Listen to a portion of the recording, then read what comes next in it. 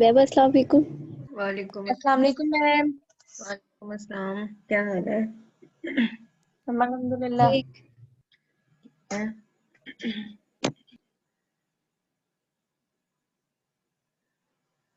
समझ आ रहा है?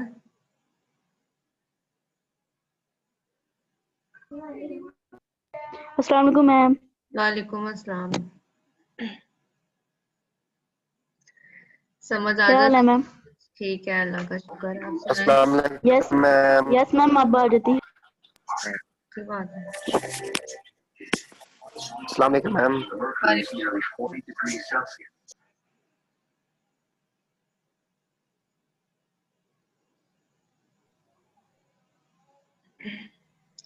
रोल नंबर मेंशन किए हुए ना सबने।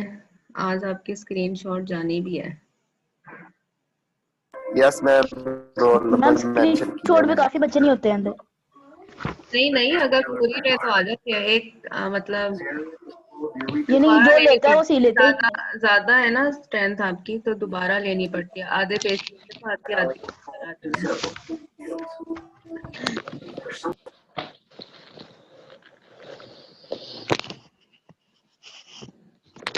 लाइबा ने अपना रोल नंबर मेंशन किया हुआ। लाइबा नंबर जरा अपने मेंशन कर लें।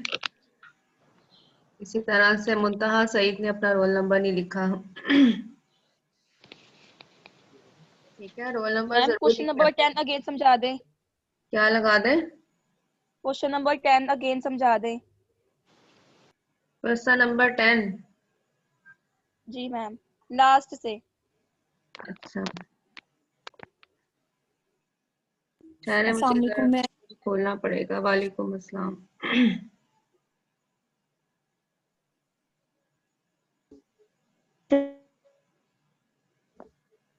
इंटरचेंज करना था ना इनका, रो और कॉलम में।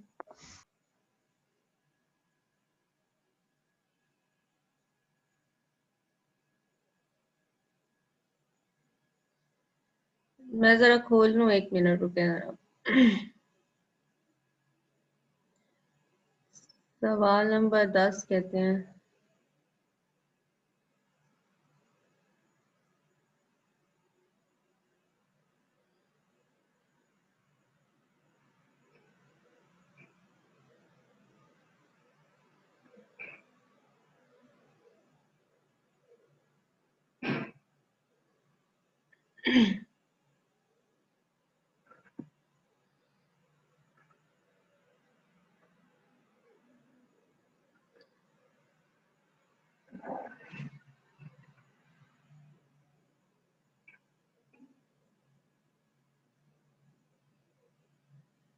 सवाल नंबर 10 मेरे ख्याल से लास्ट ही है।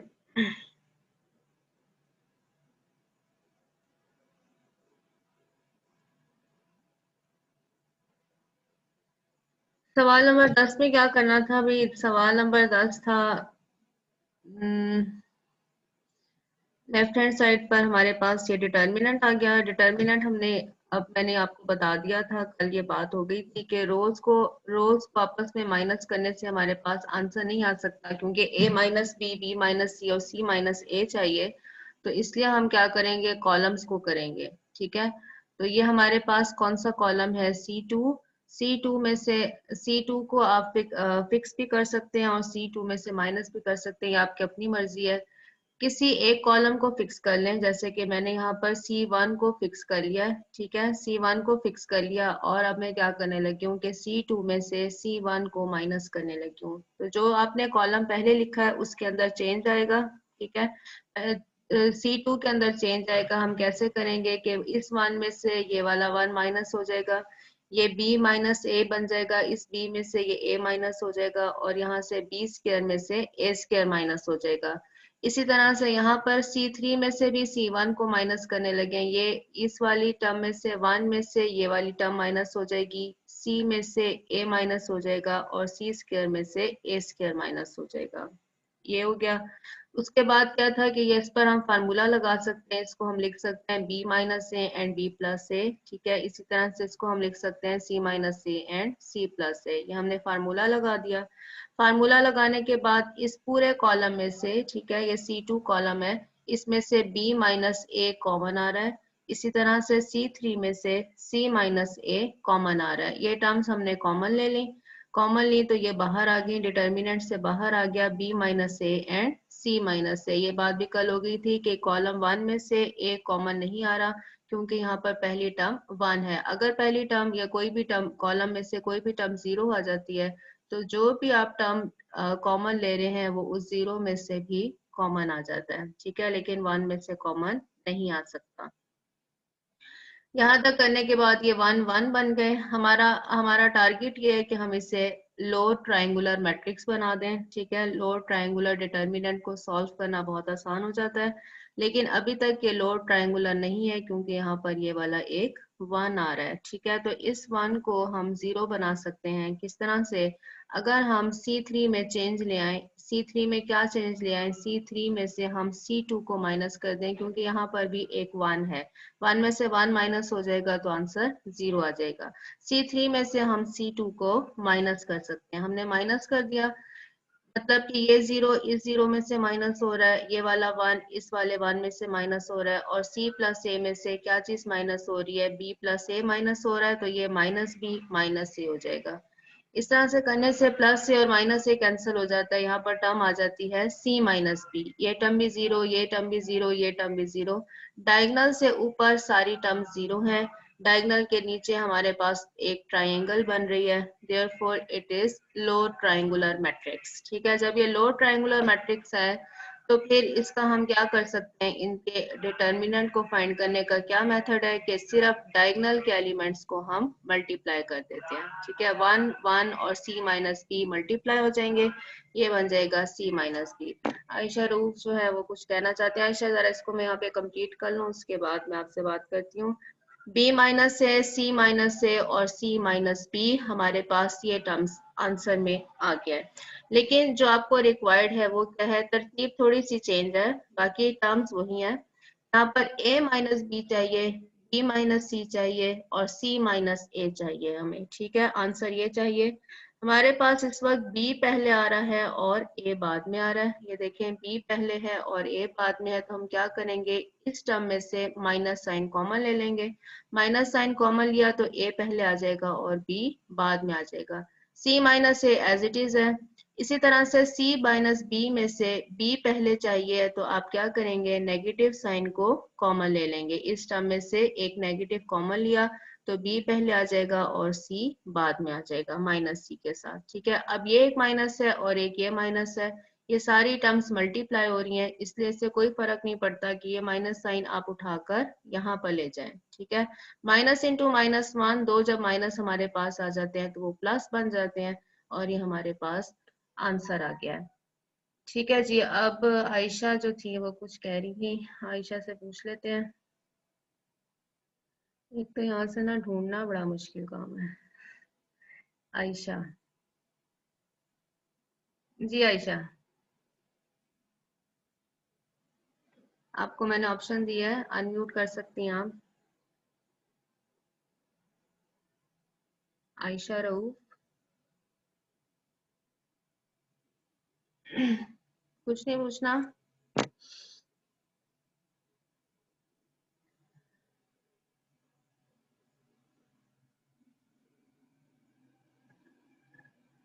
मैम ये C माइनस बी कहाँ से आ गया, C माइनस बी कहाँ से आ गया बेटा, ये देखें C माइनस बी को अगेन, ये C माइनस बी बन गया ना, यहाँ से C प्लस ए में से C3 में से आपने ये किया है, C3 में से C2 को माइनस किया, ठीक है। तो ये C प्लस ए है, इसमें से ये वाली टर्म माइनस हुई तो ये क्या बन जाएगा, C प्लस ए माइनस बी माइनस ए, ठीक है। इस टर्म को हमने माइनस करना है तो ये माइनस बी माइनस ए बन जाएगा, प्लस ए और माइनस ए कैंसिल हो जाएगा और हमारे पास क्या आ जाएगा, C माइनस बी, ठीक।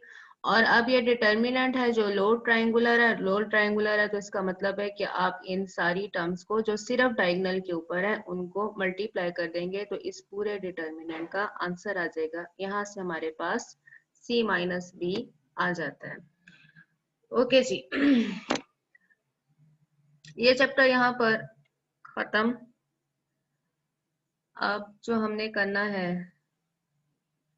वो है 7 चैप्टर। एक मुझे ज़रा मैसेज कर दें कि आपको ये नज़र आ रहा है कि नहीं, क्योंकि एक दफ़ा पीडीएफ दोबारा खोलें तो शायद बाज़ नज़र नहीं आ रहा होता। कोई ये एक मैसेज कर दे कि आपको ये सिस्टम ऑफ लीनियर इक्वेशन नज़र आ रहा है या नहीं आ रहा। चैप्टर 7। यस, ओके जी। सिस्टम ऑफ लीनियर इक्वेशंस ये डिटर्मिनेंट से रिलेटेड ही है, सही है। इसमें भी हमने डिटर्मिनेंट के साथ ही सोल्यूशन फाइंड करना है, और इसका मेथड, ये पूरी एक्सरसाइज हम नहीं करेंगे। जहां से वर्ड प्रॉब्लम शुरू हो रहे हैं, इस वक्त बुक मेरे सामने नहीं है, जहां से वर्ड प्रॉब्लम शुरू हो रहे हैं वहां से आगे आपने नहीं करना है, इसकी एप्लीकेशंस नहीं करनी, सिर्फ जो सवाल हैं सीधे सीधे से बस वही हमने करने होंगे। सिस्टम ऑफ लीनियर इक्वेशंस, ठीक है। पहली बात कि सिस्टम क्या चीज होती है। सिस्टम हमारे पास चीज होती है जब भी कोई टर्म, कोई कंडीशन एक से बढ़ जाए, ठीक है, एक से बढ़ जाए तो वो क्या बनाती है, सिस्टम बनाती है। सिस्टम जो है ये दो या दो से ज्यादा वैल्यूज का हम बना सकते हैं, ठीक है। जो सिस्टम की यहाँ पर बात हो रही है, इसके लिए जरूरी है कि इसमें दो या दो से ज्यादा इक्वेशंस हो। पहली तो बात ये हो गई, सिस्टम किसी भी एक इक्वेशन के साथ नहीं बनता, बल्कि सिस्टम के लिए जरूरी है कि हमारे पास दो या फिर दो से ज्यादा इक्वेशन मौजूद हों। अब लीनियर क्या चीज होती है, लीनियर को जरा सा हम डिस्कस कर लेते हैं। आप में से बहुत से लोग ये बात जानते भी होंगे कि लीनियर क्या चीज होती है। यहाँ पर जो वर्ड यूज हुआ है लीनियर, लीनियर इक्वेशन की बात हो रही है। तो ऐसी इक्वेशन जिसमें वेरिएबल की पावर 1 हो, ठीक, जैसे कि मैं यहाँ पर लिखती हूँ कि a, और यहाँ पर मैंने लिखा x, ठीक, प्लस b, और यहाँ पर मैंने लिख दिया इक्वल है किसके, 0 के, ठीक। अब इसमें से जो वेरिएबल टर्म है वो कौन सी है, वो ये वाला x है, ठीक है। ये जो x है ये हमारे पास एक वेरिएबल है, ठीक होगा। ये वेरी कर रहा होता है, इसका हमने सोल्यूशन फाइंड करना होता है। ये वेरिएबल टर्म है, ठीक है। वेरिएबल मैंने वी आर से शो कर दिया है, वेरिएबल टर्म है। ये ए एक कांस्टेंट है, ठीक है। इसको कोफिशिएंट भी कहते हैं या इसको कांस्टेंट कहते हैं। सी लिख लिया कांस्टेंट के लिए। इसी तरह से ये बी, ये भी क्या है, ये भी एक कांस्टेंट है, ठीक है। वेरिएबल हमारे पास x है, a और b दो कांस्टेंट है। अब आप देख सकते हैं कि यहाँ पर जो x की पावर है, x का अगर कोई भी पावर नहीं लगी हुई तो इसका मतलब है कि वो पावर कितनी है, 1, ठीक है। वेरिएबल की पावर अगर 1 है, सिर्फ एक ही वेरिएबल या एक से ज्यादा भी हो सकते हैं, ठीक है। वेरिएबल्स की तादाद ज्यादा भी हो सकती है, लेकिन कंडीशन क्या है कि वेरिएबल की पावर कितनी हो, 1 के इक्वल हो। तो ऐसी इक्वेशन क्या कहलाती है, लीनियर।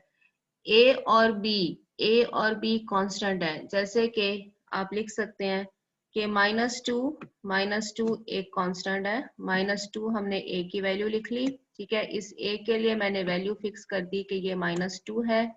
यहाँ से मेरे पास आ जाएगा x, ठीक, और b को भी हम कोई वैल्यू दे देते हैं। b को हम वैल्यू दे देते हैं कि ये हमारे पास 1/2 है, ठीक हो गया। 1/2 इक्वल है किसके, 0 के। तो ये इक्वेशन भी हमारे पास कैसी इक्वेशन है, ये हमारे पास एक लीनियर इक्वेशन है। कैसे, क्योंकि x की जो पावर है, x की सिर्फ पावर को आपने चेक करना है, x की पावर कितनी है, 1, therefore it is a linear equation. यहाँ पर कांस्टेंट कोई सा भी हो सकता है, a की कोई भी वैल्यू हो सकती है। इसी तरह से यहाँ से b की भी कोई भी वैल्यू हो सकती है। ऐसी इक्वेशन जिसमें वेरिएबल की पावर कितनी हो जाए, 1, ऐसी इक्वेशन को हम क्या कहते हैं, लीनियर इक्वेशन।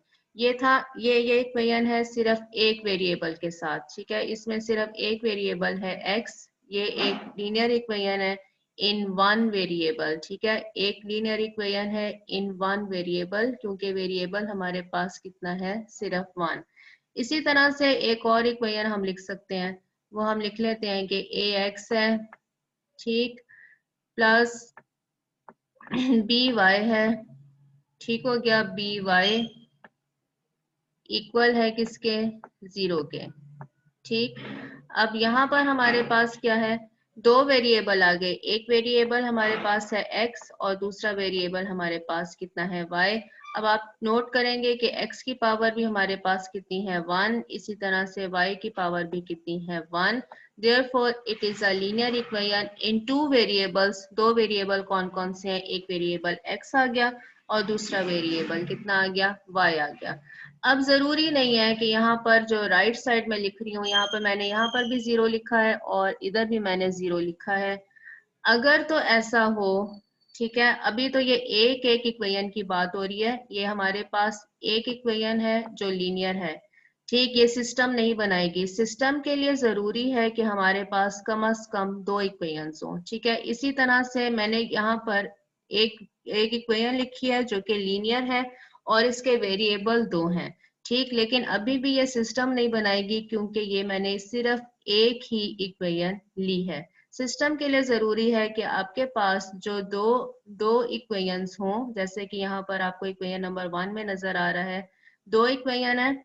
एक इक्वेशन है कि a11 x1, ठीक है, ये जो कांस्टेंट आपने a लिया था, इन्होंने इस कांस्टेंट को क्या ले लिया है, a11। ठीक है, जो वेरिएबल हमने x1 लिया था, x लिया था, इसको इन्होंने ले लिया है x1। वेरिएबल को इन्होंने xyz की बजाय x1 x2 लिखा हुआ है। ठीक है, a11 x1 plus a12 x2 किसके बराबर है, b1 के बराबर है। इक्वेशन क्या होती है, इक्वेशन बेटा ये देखें जब आप इक्वेशन क्या चीज होती है, हमारे पास ये मैंने लिखा ax, ठीक, प्लस b। अगर मैंने सिर्फ इतना लिख दिया, इसको किसी टर्म के इक्वल नहीं किया, ठीक है, ax प्लस b जस्ट मैंने ये लिखा, तो ये टर्म कहलाती है एक्सप्रेशन। ठीक है, एक्सप्रेशन कहलाएगा, एक्सप्रेशन।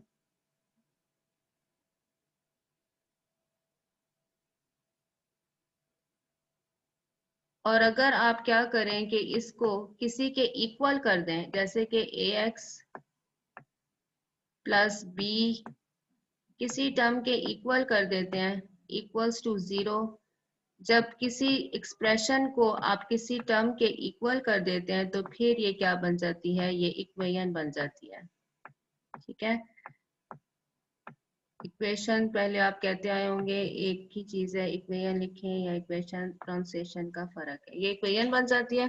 अगर आप ax प्लस b जस्ट लिखते हैं तो ये एक्सप्रेशन है। अगर आप इसको किसी टर्म के इक्वल कर देते हैं, 0 के इक्वल कर दें, 1 के इक्वल कर दें, तो फिर ये क्या चीज बन जाती है, ये टर्म इक्वेशन बन जाती है।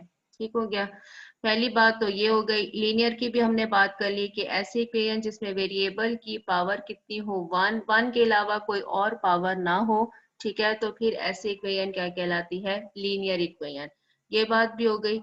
अब सिस्टम के लिए जरूरी है कि आपके पास कम से कम कितनी इक्वेशंस हो, दो इक्वेशन हो। ठीक है, the system of two linear equation in two unknowns. Unknowns का यहाँ पर क्या मतलब है, अननोन्स का मतलब है कि वेरिएबल। ठीक है, अननोन्स या फिर वेरिएबल एक ही चीज होती है, अननोन लिख लें या फिर वेरिएबल लिख लें। ठीक, the system of two linear equation in two unknowns of the form. हमारे पास दो वेरिएबल हैं, एक है हमारे पास x1 और एक है x2। अब दूसरी इक्वेशन को भी चेक करें जो आपको गिवन है, उसमें भी दो ही वेरिएबल हैं, एक वेरिएबल है x1 और दूसरा वेरिएबल है x2। जो सिस्टम आपको गिवन हो उसमें वेरिएबल सेम होने चाहिए। ठीक है, x1 है, दोनों इक्वेशन में x1 है। इसी तरह से यहाँ पर आप चेक कर सकते हैं कि दोनों इक्वेशन में हमारे पास x2 है। जो सिस्टम गिवन होगा, पहली बात आपने नोट करनी है कि क्या वो लीनियर है। लीनियर का मतलब है कि जो आपको वेरिएबल गिवन है उनकी पावर कितनी होनी चाहिए, उनकी पावर 1 होनी चाहिए। जैसे कि यहाँ पर x1 की पावर भी 1 है और x2 की पावर भी 1 है। यहाँ पर x1 की पावर भी 1 है और यहाँ पर x2 की पावर भी कितनी है, 1 है। पहली बात हो गई। ठीक है, सिस्टम आ गया, सिस्टम आ गया क्योंकि दो इक्वेशन है। तो ये हमारे पास, इसमें से हमने फाइंड क्या करना है, इसमें से हमने फाइंड ये करना है कि x1 और x2 ये दो चीजें फाइंड करनी है। ये जो दो चीजें हम फाइंड करेंगे इस सिस्टम में से, ये क्या कहलाती हैं, या तो वेरिएबल कहलाती हैं या फिर क्या कहलाती हैं, अननोन्स कहलाती हैं। ठीक है, अभी तक तो इतना हुआ। अब नेक्स्ट चलते हैं। नेक्स्ट क्या है, नेक्स्ट कहता है कि अगर तो आपके पास जिस टर्म के आपने इक्वल लिखा है, यह देखें यहाँ से लिखा B1 और B2, ये भी कांस्टेंट है, A11, A12, A21, A22, B1 and B2, ये सारे क्या हैं, कांस्टेंट टर्म्स हैं। ठीक, कहता है कि is said to be non homogeneous system of linear equation in two variables x1 and x2 if at least one of B1 and B2 is non zero. अगर क्या होता है कि आपके पास ये जो कांस्टेंट है B1 और B2 जो राइट साइड है, ठीक है, जो राइट साइड है हमारे पास, ये देखें ये B1 और ये हमारे पास B2, अगर इनमें से कोई एक वैल्यू भी नॉन जीरो है, इनमें से कोई एक वैल्यू भी नॉन जीरो है, तो ऐसा सिस्टम क्या कहलाएगा, नॉन होमोजीनियस सिस्टम। ठीक है, B1 और B2 में से कोई एक वैल्यू भी नॉन जीरो है, तो ऐसा सिस्टम क्या कहलाएगा, नॉन होमोजीनियस। और अगर ऐसा होता है कि सारे B1 B2 जितने भी आपको B गिवन है, अगर सारे B1 B2 जो है वो जीरो के इक्वल आ जाते हैं, तो ऐसे सिस्टम को हम क्या कहते हैं, होमोजीनियस सिस्टम कहते हैं। ठीक है, राइट साइड पर आपने चेक करना है कि जो आपके कांस्टेंट है B1 और B2, अगर तो ये नॉन जीरो है, कोई भी वैल्यू नॉन जीरो है, तो सिस्टम नॉन होमोजीनियस कहलाएगा। और अगर एक भी, और अगर सारी वैल्यू जीरो के इक्वल आ जाती हैं, तो ऐसे सिस्टम को हम क्या कहते हैं, होमोजीनियस। अब हम क्या कर सकते हैं, इसी सिस्टम को किस तरह से लिख सकते हैं, ये देखें, एक हमारे पास मैट्रिक्स बन रहा है, कौन सा, A11, A12, A21 और A22, ये जो कांस्टेंट है, इन सबको मिलाकर हम क्या कर सकते हैं, एक मैट्रिक्स बना सकते हैं। इसी तरह से जो वेरिएबल टर्म है वो कौन सी है, x1 और x2, इसके साथ एक कॉलम मैट्रिक्स आ जाएगा, इज इक्वल टू, यहाँ से आपके पास एक और कॉलम मैट्रिक्स आ रहा है, कौन सा, B1 और B2। ठीक है, आपने क्या करना होगा, x1 का कांस्टेंट लिखा, यहाँ पर पहली इक्वेशन में x2 का कांस्टेंट लिखा, वो कौन सा है, A12, दूसरी इक्वेशन पर आ गए, x1 का कांस्टेंट लिखा A21 और यहाँ पर x2 का कांस्टेंट लिखा A22। जो दो वेरिएबल हैं x1 और x2, उनको कॉलम के साथ लिख लिया, किसके इक्वल आ जाएगा, B1 और B2 के इक्वल आ जाएगा। इसी सिस्टम को हम इस तरह से लिख सकते हैं। अब ये जो मैट्रिक्स है, इसको आप नाम दे देंगे मैट्रिक्स A का, ये वाला जो मैट्रिक्स है इसको आप नाम दे देंगे मैट्रिक्स X का, और जो ये मैट्रिक्स है इसको आप नाम दे देंगे B का, where A, X and B हमने इधर डिफाइन कर दिए हैं। The matrix A is called the coefficient matrix of the system. Matrix A के लिए एक खास नाम यूज किया जा रहा है कि कोफिशिएंट मैट्रिक्स कहलाता है ऑफ द सिस्टम। कांस्टेंट या कोफिशिएंट, अगर एक दोनों में से कोई भी वर्ड आ जाए तो दोनों की एक ही बात है कि ये जो आपके पास x1 और x2 के साथ कांस्टेंट लिखे हुए हैं या कोफिशिएंट, उनका मैट्रिक्स आप बना दें, तो ऐसे मैट्रिक्स को हम क्या कहते हैं, कोफिशिएंट मैट्रिक्स।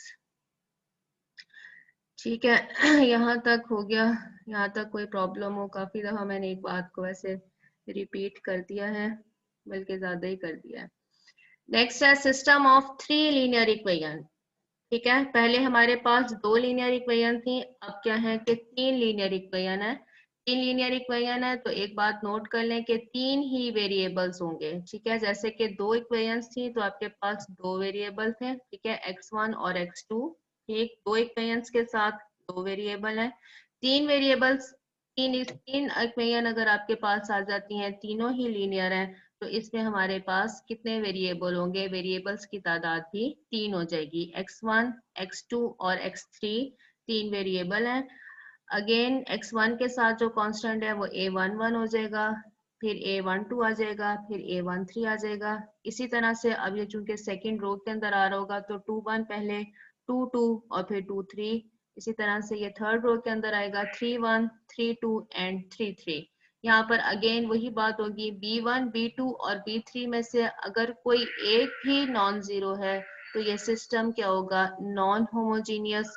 और अगर ये सारे ही जीरो हो जाते हैं तो फिर सिस्टम क्या कहलाएगा, होमोजीनियस सिस्टम कहलाएगा of system of three linear equations. ठीक है, सिस्टम होगा तीन लीनियर इक्वेशन का। अगेन इसको हम कैसे लिख सकते हैं, जो कांस्टेंट्स हैं उनको अलग कर दें, A11, A12, A13, A21, A22, A23। इसके साथ हमने क्या किया, एक मैट्रिक्स बना दिया। इसी तरह से जो वेरिएबल टर्म है वो है X1, X2 और X3, इसके साथ एक कॉलम मैट्रिक्स आएगा, इक्वल होगा किसके, जो राइट साइड पर है B1, B2, B3, इसके इक्वल आ जाएगा।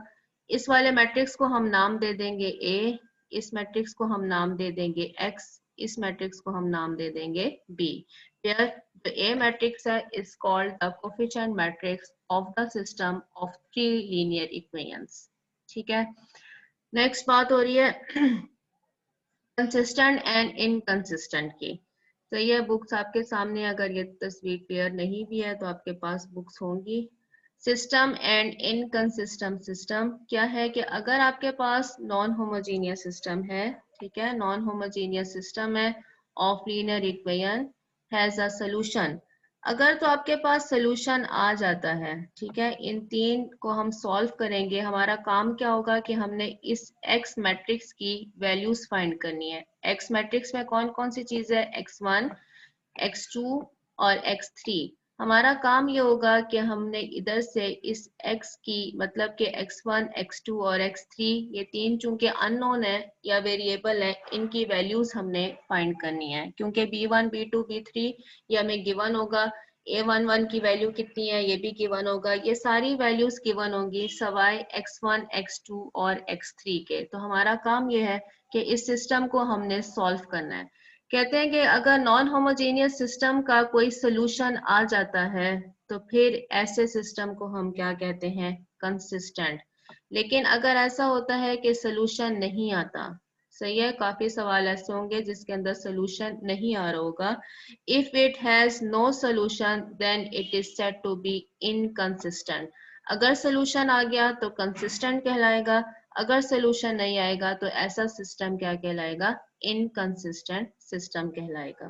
ठीक है, अब हमें यहाँ से सवाल पैदा होता है कि सोल्यूशन क्यों नहीं आएगा।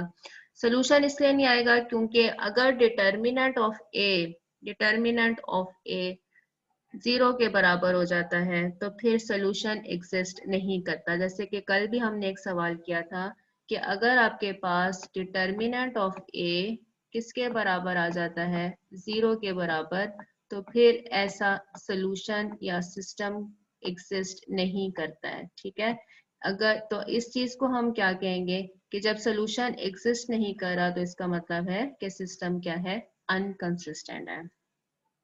अब देखते हैं यहाँ से दो तरह के मेथड हैं सोल्यूशन फाइंड करने के लिए। बहुत इंपॉर्टेंट है Cramer rule.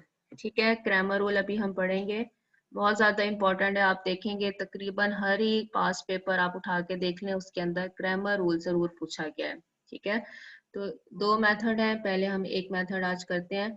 The non homogeneous system AX is equal to B। ये देखें यहाँ से हमारे पास ये क्या बन गया है, AX equals to B।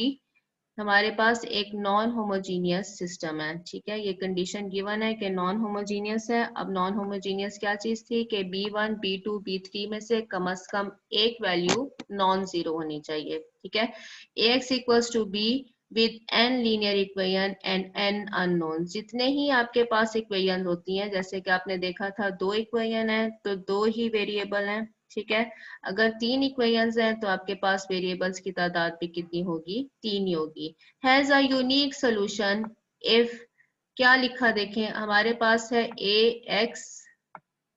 ax किसके बराबर है, b के बराबर है। ठीक, हमारा काम क्या है, हमने इस x की वैल्यू फाइंड करनी है। इस x की वैल्यू फाइंड करनी है तो x को हम यहीं रहने देते हैं और इस a को उठाकर हम कहाँ ले जाएंगे, दूसरी तरफ। तो जब a को उठाकर दूसरी तरफ लेकर जाएंगे तो वो क्या बन जाएगा, a का इनवर्स बन जाएगा। ठीक है, ये जब a लेफ्ट साइड पर है इसको जब हम दूसरी तरफ शिफ्ट करेंगे तो वो a का इनवर्स बन जाएगा और यहाँ पर क्या आ जाएगा, b आ जाएगा। एक बात का ख्याल रखना है कि a देखें x से पहले है, a की पोजीशन जो है वो x से पहले है।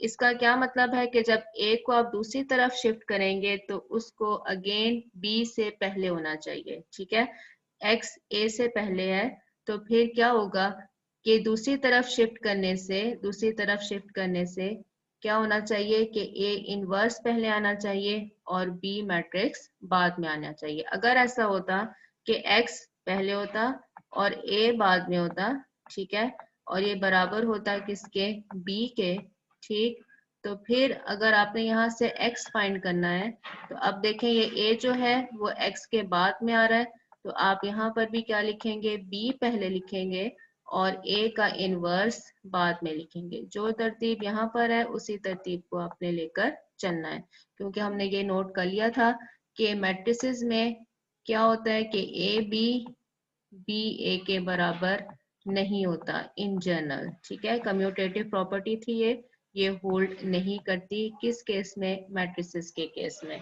तो यहाँ से हमारे पास आ जाएगा x किसके बराबर होगा, a इनवर्स b के बराबर होगा। a इनवर्स हम जानते हैं क्या चीज होती है, a इनवर्स होता है एडजॉइंट ऑफ a, ठीक है, एडजॉइंट ऑफ a और डिवाइडेड बाय किससे डिवाइड करना है, डिटर्मिनेंट ऑफ a से, ठीक है। ये इधर से हमारे पास ये आ गया, साथ में क्या आ रहा है, इधर इक्वल आ रहा है किसके, b के इक्वल आ रहा है। तो ये चीज हमने कैलकुलेट करनी होगी, एडजॉइंट ऑफ ए और डिटर्मिनेंट ऑफ ए।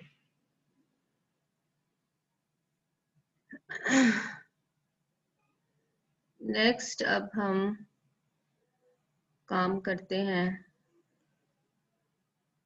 एक minute,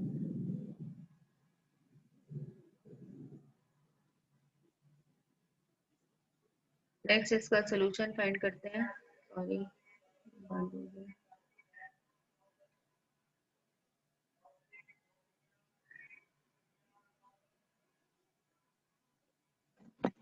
matrix inversion method, matrix का इनवर्स फाइंड करने का मेथड है मैट्रिक्स इन्वर्जन मेथड, ठीक है, इनवर्स से ही वर्ड लिखा हुआ है, इन्वर्जन मेथड। सोल्यूशन हमने फाइंड करना है सिस्टम ऑफ लीनियर इक्वेशंस का, ठीक है, और मेथड कौन सा यूज करना है, इन्वर्जन मेथड, जो कि अभी यहाँ पर हमने देख लिया था कि x किसके बराबर है, a इनवर्स b। दो तरह से सोल्यूशन फाइंड कर सकते हैं, ये हम पहला मेथड पढ़ रहे हैं, x किसके बराबर है, a इनवर्स b। इस मेथड के साथ हमने क्या करना है, सोल्यूशन फाइंड करना है। If possible, find the solution of the linear system of matrix inversion method. ठीक है, मेथड स्पेसिफिक कर दिया है क्या है कि इस मेथड के साथ आप सिस्टम का सोल्यूशन फाइंड करेंगे। अब हमने देखना है कि हमारे पास वेरिएबल कौन कौन से हैं और कांस्टेंट कौन कौन से हैं, ठीक है। कॉन्स्टेंट्स का हमने अलग से एक मैट्रिक्स बनाना है, वेरिएबल का एक अलग मैट्रिक्स बनाना है, और जो इक्वल के बाद वाली टर्म्स हैं उनका हमने अलग मैट्रिक्स बनाना है, ठीक है। इस सिस्टम को कैसे लिखा जा सकता है, यहाँ से आ गया 3x1 का कांस्टेंट कौन सा है 3, x2 का क्या है -2 और x3 का क्या है, अगर कुछ पड़ा हुआ नहीं नजर नहीं आ रहा तो यहाँ पर हमेशा क्या होगा 1। यहाँ से आ गया अब 5, यहाँ से आ गया 6 और यहाँ से x3 का कांस्टेंट कौन सा आ गया 2, ठीक। अब यहाँ पर x1 का कितना है 1, x2 मौजूद ही नहीं है, x2 का कोई कांस्टेंट नहीं है, लेकिन आपने यहाँ पर x2 की वैल्यू 0 मेंशन करनी है। x2 के साथ जो कांस्टेंट है इस वाली इक्वेशन में, लास्ट इक्वेशन में आपको x2 की कोई वैल्यू नजर नहीं आ रही, लेकिन आप इस बात का ख्याल रखें कि आपका सिस्टम जो है वो किस तरह से है, 3 वेरिएबल के साथ। तो हर इक्वेशन के अंदर आपने क्या करना होगा, 3 वेरिएबल ही लिखने होंगे। अब कैसे लिखेंगे इसको, यहाँ पर हमारे पास क्या चीज नहीं है, x2 नहीं है, तो लेकिन हम इसको यहाँ पर मेंशन कर सकते हैं कि यहाँ पर हमारे पास +0 और साथ में क्या है 0 के साथ x2 है, ठीक है। तो अगर x2 या कोई सा वेरिएबल नहीं है तो उसकी जगह आपने क्या लिखना होगा, 0 लिख देना होगा। अब एक बात और नोट कर लें, अगर तरतीब सवाल में आमतौर पर सही गिवन होती है, पहले x2 होता है, फिर x1 होता है, x2 x3, अगर तरतीब सही नहीं है, ठीक है, बाजुकात ऐसा होगा कि x2 पहले लिखा हुआ है, x1 बाद में लिखा है, तो आपने तरतीब को पहले सेम कर लेना है। ये वाली तीनों वैल्यूज किसकी हैं, x1 की, ठीक है। यहाँ से भी देखें, पहली इक्वेशन में x1 है 3, दूसरी में 5 और तीसरी में कितना है 1। ये वाली तीनों वैल्यूज किसकी होनी चाहिए, x2 की, ठीक है। x2 की वैल्यूज है हमारे पास -2, 6 और यहाँ से क्या आ रहा है 0। और जो लास्ट वाली हैं तीनों, ये किसकी होनी चाहिए, x3 की। ठीक है, ये तरतीब आगे पीछे नहीं होनी चाहिए। ये मैट्रिक्स लिख लिया, इस मैट्रिक्स को हमने नाम दे दिया A का, इस मैट्रिक्स को नाम दे दिया X का, और जो ये वाला मैट्रिक्स है इसको हमने नाम दे दिया B का। ठीक है, इतना काम हो गया। अब हम आगे चलेंगे।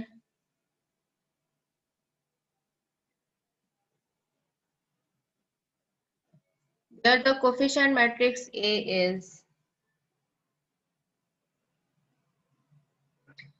A हमारे पास आ गया, X आ गया और B आ गया। हमने क्या फाइंड करना है, X फाइंड करना है। X किसके बराबर होगा, A इनवर्स B। ये भी हम देख चुके हैं। यहाँ से अगर AX B के बराबर है तो X किसके बराबर होगा, ये A उधर चला जाएगा, A इनवर्स B के बराबर है। अब A का इनवर्स फाइंड करने के लिए, कल भी ये बात हो गई थी कि A का इनवर्स फाइंड करने के लिए जो सबसे पहला काम आपने करना है, A का डिटर्मिनेंट फाइंड करना है, क्योंकि A के इनवर्स में दो चीजें हैं, एडजॉइंट ऑफ A और डिटर्मिनेंट ऑफ ए। ठीक है, तो डिटर्मिनेंट ऑफ ए हमने फाइंड किया। पहली रो के साथ कर लें, दूसरी के साथ कर लें, तीसरी के साथ कर लें, आपकी अपनी मर्जी, आपको डिटर्मिनेंट फाइंड करना आ गया हुआ है। ठीक है, इन्होंने फर्स्ट रो के साथ डिटर्मिनेंट फाइंड किया। डिटर्मिनेंट की वैल्यू कितनी आई है, -94। -94 एक नॉन जीरो वैल्यू है। ठीक है, अगर तो डिटर्मिनेंट 0 के बराबर आ जाएगा तो सिस्टम का सोल्यूशन एग्जिस्ट नहीं करेगा। ठीक है, और ऐसा सिस्टम क्या कहलाता है, इनकंसिस्टेंट। लेकिन अगर डिटर्मिनेंट की वैल्यू नॉन जीरो आ जाती है तो फिर ऐसे सिस्टम का सोल्यूशन जरूर एग्जिस्ट करेगा। ठीक, पहली बात हो गई, हमने डिटर्मिनेंट फाइंड कर लिया। This shows that A is non singular matrix, that is A inverse exist. अब हमें क्या करना है, अब हमें एडजॉइंट कैलकुलेट करना है। ठीक है, एडजॉइंट कैलकुलेट करने के लिए वही वाला मेथड जो कल भी हमने किया था। एडजॉइंट कैसे कैलकुलेट करते हैं, आपने सारे कोफैक्टर्स फाइंड करने होते हैं। ठीक है, 9 कोफैक्टर्स, 3x3 का चूंकि मैट्रिक्स है इसलिए 9 कोफैक्टर्स आएंगे हमारे पास। 9 कोफैक्टर्स हम फाइंड करेंगे और फिर उन कोफैक्टर के मैट्रिक्स का ट्रांसपोज ले लेंगे तो हमारे पास एडजॉइंट आ जाएगा। ठीक है, ये कल हम कैलकुलेट कर चुके हैं इसलिए मैं यहाँ पर आपको दोबारा नहीं करा रही। इनवर्स हमें फाइंड करना आ गया, इसी तरह से एडजॉइंट भी हमें फाइंड करना आ गया है। 3x3 मैट्रिक्स है तो आपने सारे कोफैक्टर पहले कैलकुलेट करने होते हैं। कोफैक्टर आने के बाद आप इसका क्या ले लेते हैं, इस मैट्रिक्स का ट्रांसपोज ले लेते हैं। तो ये हमारे पास किसके बराबर आएगा, एडजॉइंट के बराबर। ए इनवर्स बराबर हो जाएगा adjoint of A divided by determinant of A. हमने यहाँ पे डिटर्मिनेंट की वैल्यू लिखी। कल भी ये बात होगी थी कि आप इसको 1 ओवर डिटर्मिनेंट की फॉर्म में लिख सकते हैं, 1 ओवर -94, और ये हमारे पास है एडजॉइंट। अब यहाँ से x किसके बराबर है, a इनवर्स b।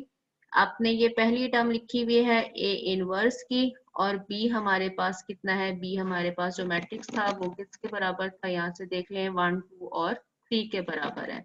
1 2 और 3 हमने यहाँ पर वैल्यू डाली।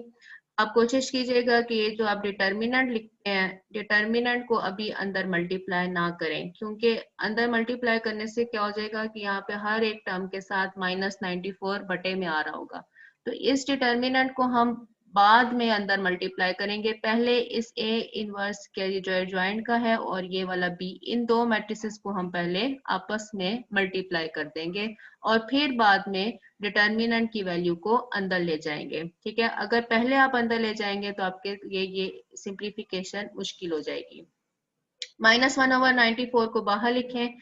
फर्स्ट रो को इस कॉलम के साथ मल्टीप्लाई किया क्योंकि एक ही कॉलम है, तो -18 मल्टीप्लाई होगा 1 के साथ, -6 मल्टीप्लाई होगा 2 के साथ, और यहाँ से -10 मल्टीप्लाई हो जाएगा 3 के साथ। इसी तरह से सेकेंड रो को मल्टीप्लाई किया, थर्ड को मल्टीप्लाई किया, फिर -94 को अंदर ले गए तो हमारे पास x1, x2 और x3 की वैल्यू आएगी। पहली वैल्यू x1 की, दूसरी x2 की और तीसरी x3 की। ये हमारे पास सिस्टम का सॉल्यूशन आ गया है।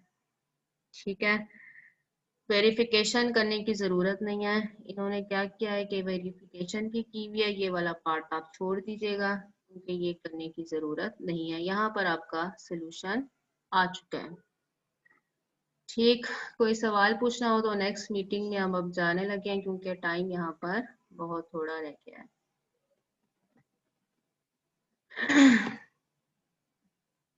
काम मुश्किल नहीं है, सिर्फ